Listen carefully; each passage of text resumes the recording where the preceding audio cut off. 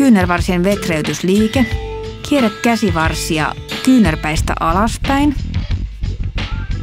johtaen sormet edellä sisäkiertoon ja ulkokiertoon.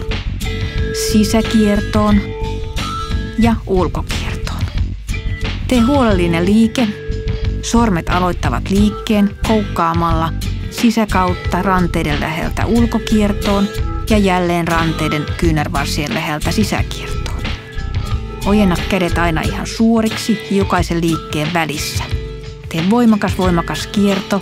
Kierrät aivan äärimmilleen kämmenet, sormet, ranteet.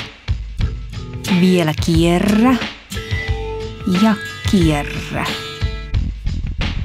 Lopuksi rentouta käsivarret.